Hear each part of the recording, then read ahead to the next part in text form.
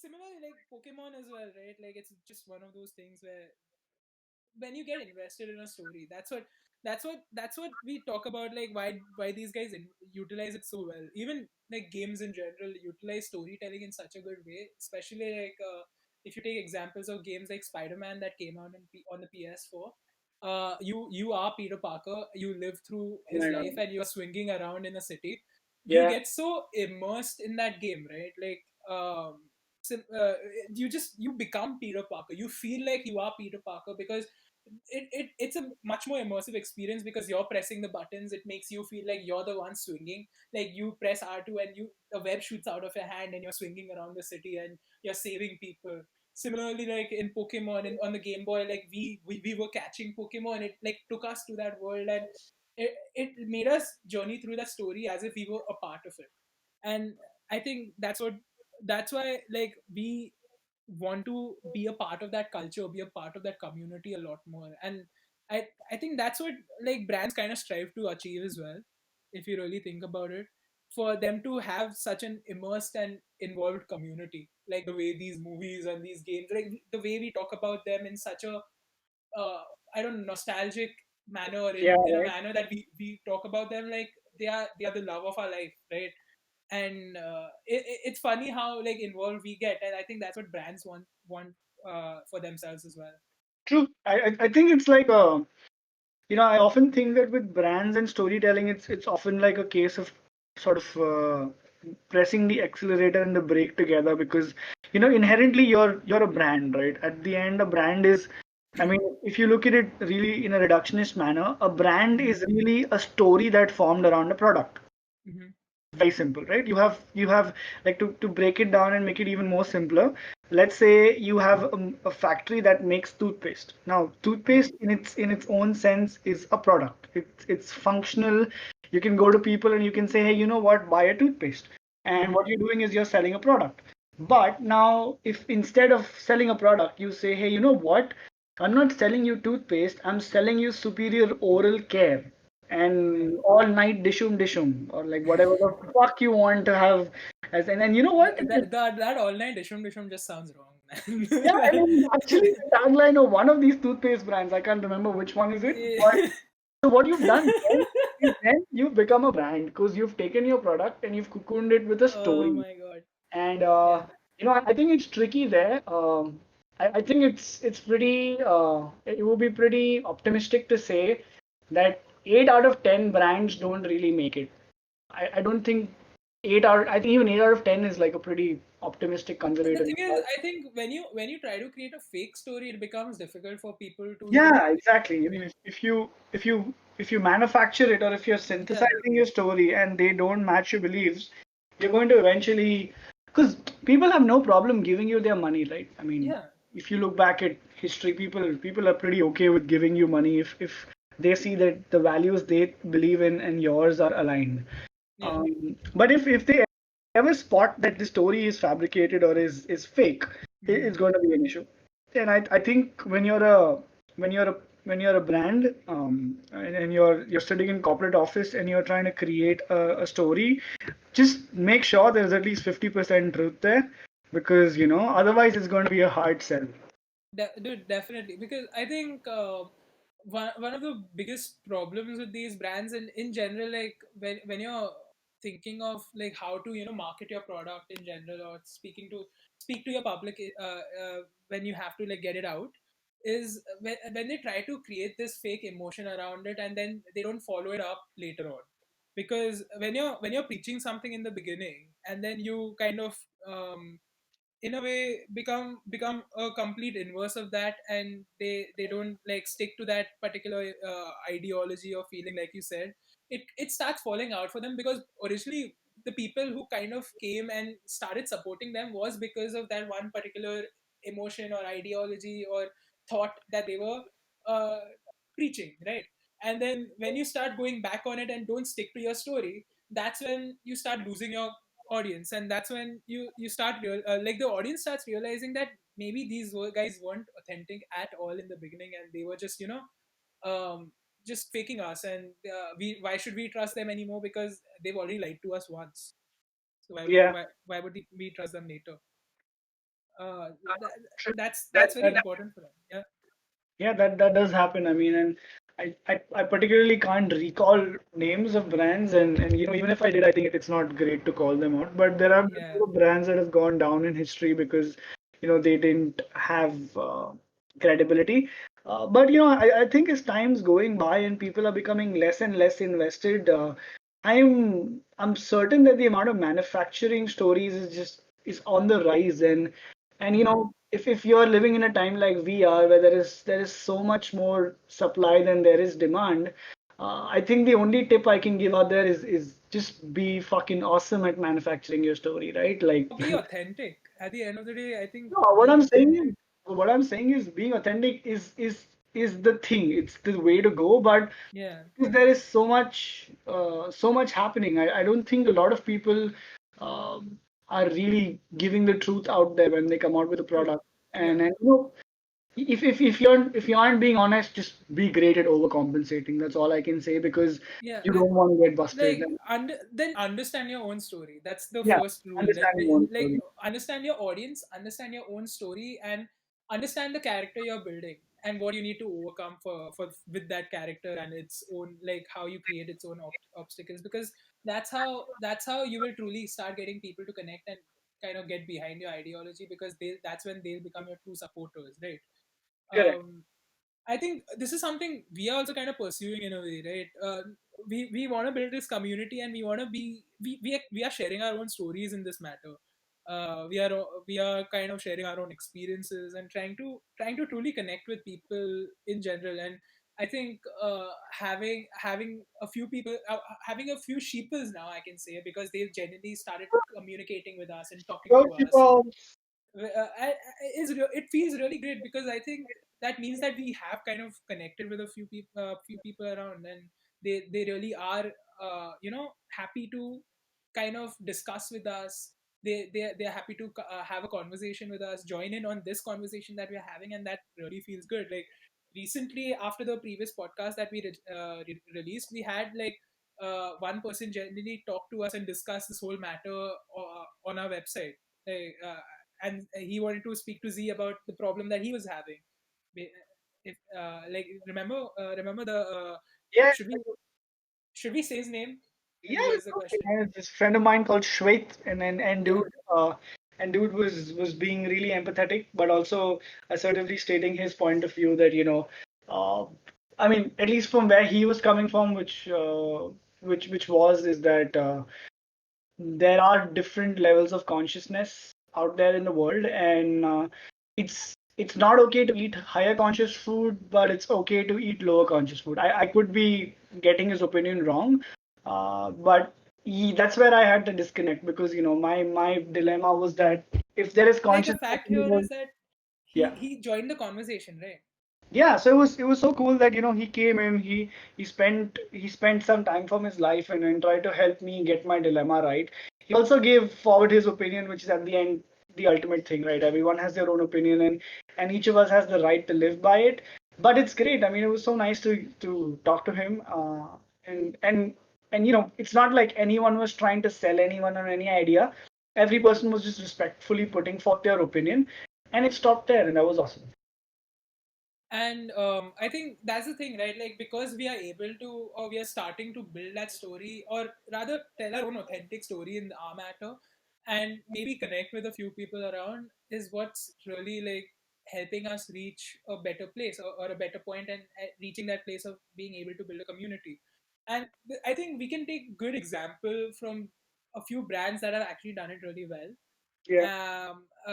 I guess one of those can be, if you think about James Bond in general, in itself, how his lifestyle and attitude is its own brand, right? Like people want to emulate and be James Bond, wear what he wears, be the person he is, and his attitude kind of translates into his own like style. And Omega, in this matter, the watch that he wears, uh, like really utilize that story and that personality well, because I think you can agree on this matter that whenever you look at Omega, the watches, you can kind of imagine like James Bond wearing those, right? You can see him just like fixing his cuff with that watch right there. Yeah, that's pretty iconic. Yeah, and being that suave person that he is, and I think that watch really does embody that attitude. And what the really smart thing that they did is have these watches be displayed in their stores as in a separate kind of a case in its own, like, you know own setting and its own lighting, and have it be shown as something that's worth a lot more, and it has a story behind it. And these guys really utilize the story of James Bond, the attitude of James Bond, the persona of James Bond, to kind of boost their own company ideology, their own design, and they stuck true to that particular persona, right? And that's why they are that, like, known and famous. That's why people want to buy these watches, because uh, they want to be James Bond. They are ready to pay thousands of dollars, or lakhs of rupees and all that, just to just to be able to wear that watch, just to feel like James Bond. And that's what good storytelling does for a brand. That's what, like, associating with a good story did for this brand, right? For sure. For sure. I completely agree with that because for a lot of people who are buying like a $10,000 watch, they're not just buying the watch, but they're buying the idea that somehow when they wear it, they're a little more like James Bond. And I know that this sounds ridiculous in discussion, but it's pretty weird how the human mind works, man. Like it's the same reason why you have influencers on Instagram. Now, why do you think brands pay thousands of dollars to influencers to promote a product? Because we as people follow a single person, and Mm-hmm. we buy into this idea of their personality, and anything that they do or don't sort of becomes aspirational or not. And I think that's how it works. And it's like I said, I would hate to accept it, but I'm sure there is some influencer in my life who would have the same effect on me. I mean, I guess you can kind of, in a way, don't perfumes have that effect on you in general, like the stories For and sure, all man. those kind of things? Again, going back to the reductionist part, if you look at perfumes, it's just basically fragrant water, right? And alcohol. Mm-hmm. It's just like from the functional side of it, it's pretty boring and bland. But then you add a brand around it, and then essentially you're adding a story around it. So when the house of Yves Saint Laurent or Chanel or Dolce & Gabbana, Giorgio Armani, they decide to put something out, they spend equal amount of time, if not more, on the marketing side of the fragrance. I mean, of course, there's a lot of time that goes into R&D and a lot of focus studies and engaging audience behavior and audience response. But a large amount of time goes into the marketing story, and that's important because essentially you're when you're selling somebody fragrance, you're selling them something invisible. I mean, I always love to look at fragrance as an invisible form of art, right? Right.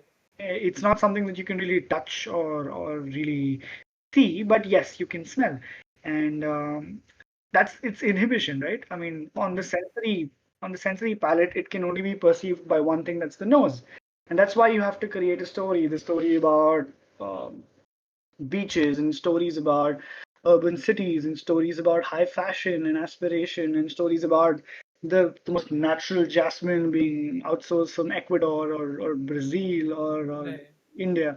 So yeah, you're right in that way. Fragrance is certain products that have inherent limitations need really strong stories to push them forward. Yeah, and like this kind of connects back to what you said early on this episode itself, is the fact that they are making a story around beaches and going to these places, or having a story behind what the perfume represents. Like, you are a person who likes to go to the beaches, is what you mentioned, like, as a first thing, what describes you as a person, right, in the Yeah, beginning. yeah, And just that small factor, they've made a story around it. It makes it connect to you, right? You feel like, you know what, I'm that kind of person. exactly. I understand what this brand is trying to say, and that's why you would want to buy this, because you want to kind of, it embodies your personality, and you feel that connect, and that's why the brand is that relevant to you, and that's why True. you become the target audience for that brand. And Exactly. that's why it's important to know your audience, right? Like, a very good example, another one exam that comes up here, and I don't know if you do you follow basketball in general? Yeah, I do very in a very limited way, but Go on. But so here's the fact: like everybody's heard about Michael Jordan, right? Yeah. And I got to know a lot more about him because of this recent documentary that's been coming out. It's called The Last Dance. It's on Netflix, and I've recently, like, it's 6 episodes have come out of I think 10 or something that are supposed to be out. And I was watching that documentary and learning more and more about him. He spoke about, like, he so here's the thing: he's won 6 titles in the NBA, right? 6 championships. And he won these championships like 3 times, 3 in a row. So the first time they won the first three, they won it in a row. Like in 91, 92, and 93, they won 3 titles continuously for 3 years. Then 2 years, Jordan didn't play. And then 96, 97, and 98, they won 3 titles again. And uh like it's called a three-peat when they do it, and they did it 2 times only. Before the Chicago Bulls, the team that Jordan was in, did it, only two other teams had done it, right? And the Chicago Bulls, I think, is the only team that's done this particular act twice, winning the championship 3 times back to back. And that's crazy, right? Like, that is a story on its own. And watching that documentary makes, like, it motivates you, it makes you understand what kind of people they were. And the fact was that Michael Jordan, and his the most famous line of shoes, if you ever think about, are the Air Jordans, right? Yeah. They became this famous because of who Michael Jordan was and his spirit and his competitiveness, right? He joined the NBA in the 80s, more specifically on in 1984, right? And at the time, uh they weren't you didn't have shoe lines just for players.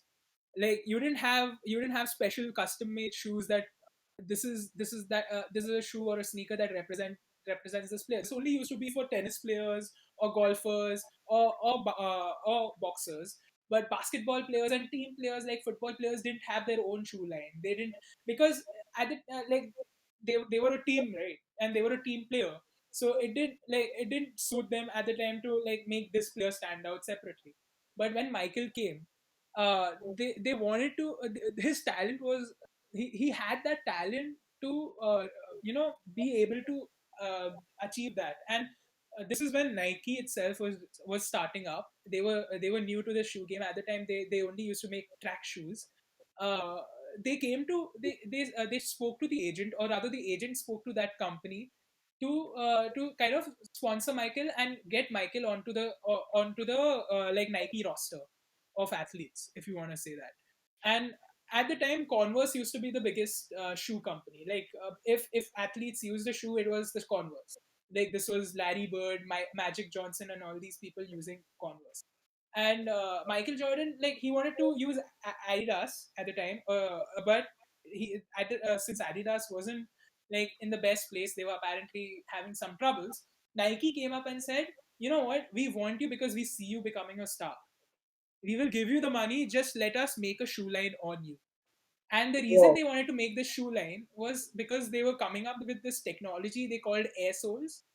And Michael Jordan was an undefeated player in the air, because, like, dunking and all those kind of things, nobody could, like, stop him. Nobody could block him. He was one of the best players in the air. And they came up with the phrase Air Jordan. It had a good ring to it. It made sense. And his play style, and the reason why he boots kind of made started making more sense, right? Because like, they've developed that shoe because of that technology, and it kind of matched, right? It was an instant match that worked out, and ended up becoming a full line of Air Jordans. It represented his attitude, it represented his competitiveness, his spirit to always give his 100% and win the games. Even though it took him like 6 years to get his first title, or more than 6 years in general. Like, it didn't matter because he always gave it his all. He became the rookie of the year. He was in the all-star teams. He was scoring 50 points in a game, like, Oh, as a single player. He was an amazing player. And that's he because of him, the culture of shoes being named after, or special custom shoes being made for different players came up. He was the one that started or pioneered this idea of like, you know what, team players can also have their own endorsements and own shoe lines and all those kind of things. And because Nike saw this potential, they grew that much. They How became a cool much is bigger that, man? company. That's a story for sure. Right. And I think utilizing that story and kind of embodying it within their own product really worked wonders for them. And that's what we need to learn from them, right? Like to be authentic with our stories, or rather to be real with our stories. Because the reasoning why we are making it and the ideology we are following, like that company still follows the ideology of being number one that Michael Jordan had, that they have, and they want their athletes to have. It makes sense, and they stick to it, right? And that's where brands also need to start learning, like we need to stick to our you know like principles that we've set for ourselves and started out talking like that we talk about with people. That um, I agree, man. I mean, I think all of these are extremely great points, and I know for sure that I've learned more about stories than and I thought I did. And that's the awesome part, right? Like you have some brands that really redefine the category and they mhm. redefine storytelling. And I think the Air Jordans is a great way of that. I mean, I because of that, like I Yeah, think I tell generally people bought a about pair of yourself. Air Jordans What because kind of of the shoes do you storytelling. collect? uh, Pardon? No, just tell us all what kind of shoes do you collect, and then do you have a pair of Air Jordans? Yeah, I do have a pair of Air Jordans, man. Actually I bought them for my birthday. I Whoa! I bought the Air Jordan 13s, and they're green in color, and I really like them. They're so Dude, that is nice. so cool. You know what? We need a photo of that on the Instagram. Oh, dude, I'll definitely put it up. 100 Follow us grand there. Follow us there to see what kind of shoes followers they there. Yeah, yeah. Awesome. but yeah, I think that's storytelling. Yeah, it's really important, and there is genuinely an art to it. Like there is a way to do it well, and looking at these brands, looking at these movies, you can learn a lot. Like the way they think about how they want to tell or talk about themselves. I think that pretty much covers it. I mean, you said a lot of excellent points that I wanted to make as well, and I think all of us need to sort of really reconsider storytelling. I think it's really important to not just sort of understand what it is, but like really try to incorporate it in everyday life because Hmm. the way you could tell somebody something could be a story, and the way you say story makes all the difference, right? Yeah. You can either have someone remember that for the rest of their life, or you can just let that moment be forgettable, right? Because that's what they say, right? That people remember how you made them feel, not what you did or what you said. And I think that's again sort of elucidating the power of a story. That's true. Very true. Whoa, we're all like so in the deep mode right now, just all I in think terms I think just naming myself Quill for this episode really made me deep, like be more yeah, philosophical and deeper than I needed to be. intensely receptive. I hope you all love this, man, because we did for sure. Like storytelling was I really like this episode because I think it was a lot of fun. Even hearing you talk about like the stories that have affected let's you, do like the some passion you Harry had for it, Potter. dude. Oh my god! Honestly, like the passion you had for it as well, like really got to me, and I got to. You can see, right? You can hear it in our voices. Why we are so happy just talking about it. So Things that move you, they really have a yeah, way of coming out and sort of inspiring others. yeah, But yeah, if you've come across stories that you have really left an impact, I mean, let us know and let's share that with the community. yeah. And we would love to like see what kind of stories you all have had. We are kind of on our way to writing our own story, right? Like we still are. Like you guys are still writing our own stories. We are writing our own stories, and let's see what kind of adventures we keep having further on, right? Um, That sounds awesome, man. And I think then that's it till the next episode. We had lots of fun. I hope all of y'all had an amazing time too. And then we're looking forward to hearing from you. oh yeah, Right? Till then, this is Z and out. this is Quill out. Just let us know about your stories. We would love to hear, and I guess we'll see you next time. Yeah, because we say Bye. bye and then we come back again. That's our thing, right? So why not? Uh, Bye. all right, bye guys. Bye, Sheepa. Bye, sheepos. Sheepa. Sheepos.